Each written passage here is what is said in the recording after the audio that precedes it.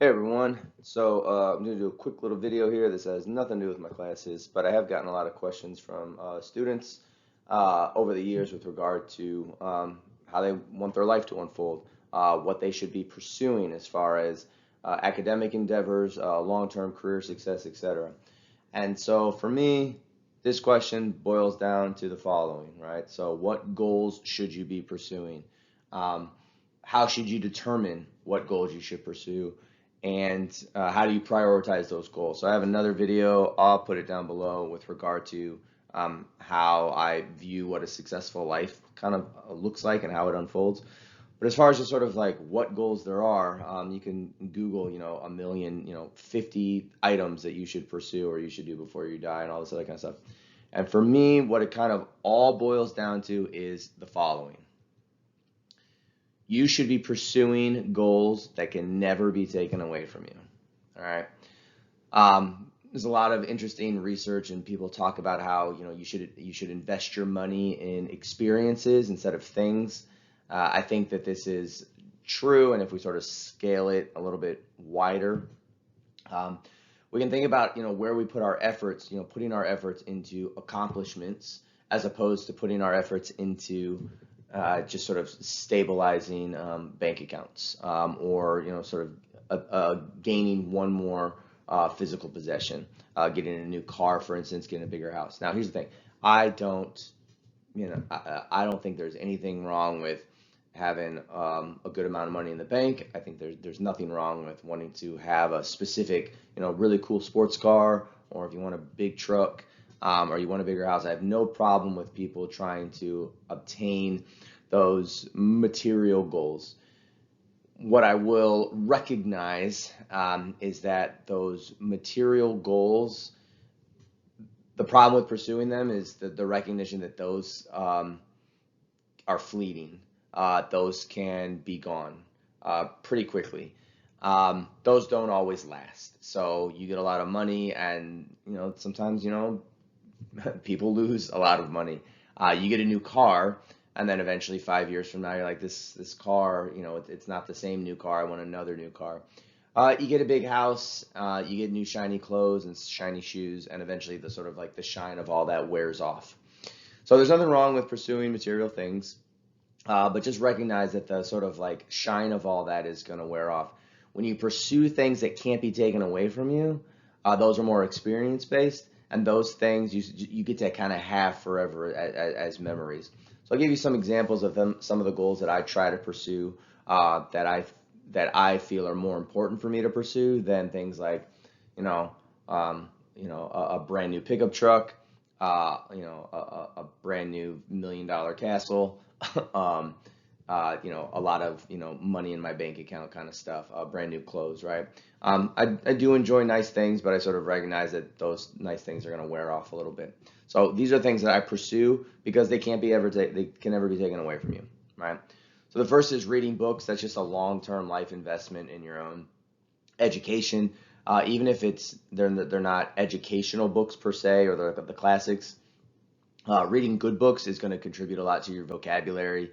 It's going to give you empathy. It's going to give you different perspectives on the world. It's going to broaden your horizons with regard to culture, um, as far as historical references, etc. So read books, read good books. Yeah, when you get done with a good book, like you just kind of get to have that forever, and you get to be able to say things like, I don't know, I read Tolstoy, I read War and Peace, like whatever book it is that you read. You kind of get to have that for a long time, and that's a good sense of accomplishment. All right. You might pursue something like long distance running or even short distance running. So you might want to run a marathon. If you're not into marathons, you might just want to say, you know what, I have a certain time in my mind, and I just want to be able to hit that mile time once. I want to run a sub 6 minute mile.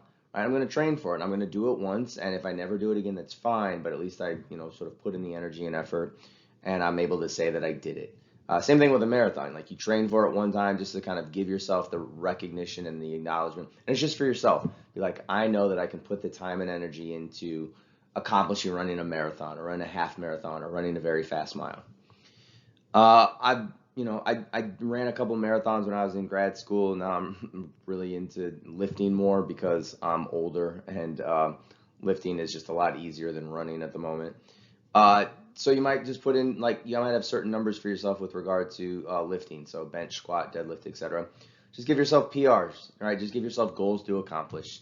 If you get to the place where it's like, you know what, like I benched 300 pounds. It's like I only did it one time, but that's a cool thing to just sort of get to hold on to, and again recognize that you reached that goal. With regard to education and degrees, again, these are things that people can't take away from you, right? You're always going to have that degree or that education certificate.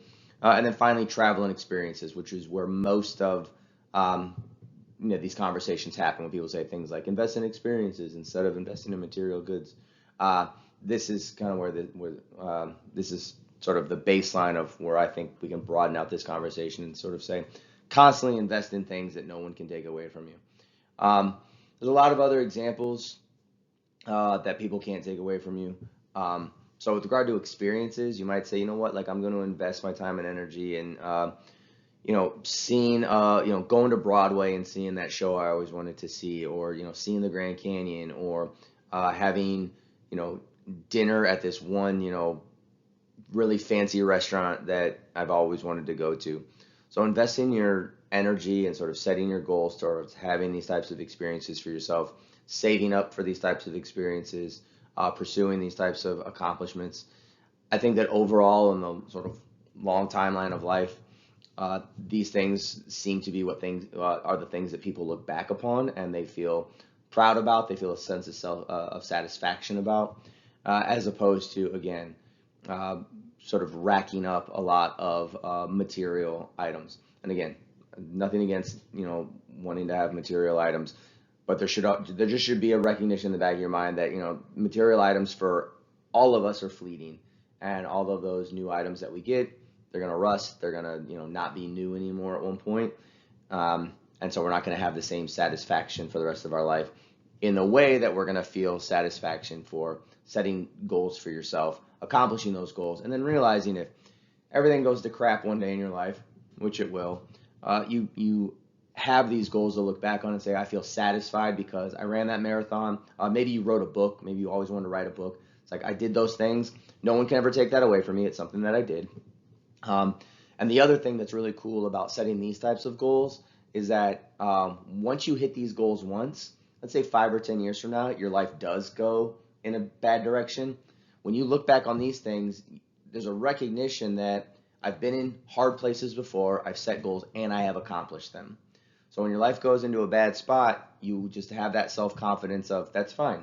Like, I know how to set goals, I know how to accomplish goals. So even though I'm in a really bad spot right now, I know that there's ways in which I can sort of like, clean things up, get organized, and pursue, whatever milestone I need to pursue in order to get out of, a funk that I'm in with regard to life. All right.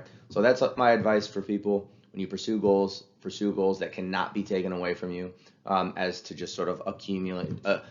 Don't put all of your, hopes and dreams in just the accumulation of more things, even though things are really cool to have. But as far as like long-term satisfaction, it's more beneficial to pursue things that can't be taken away from you, that give you some sort of sense of self-satisfaction and mastery, and the ability to sort of recognize that you have the ability to set goals and accomplish those goals that no one can ever take away from you.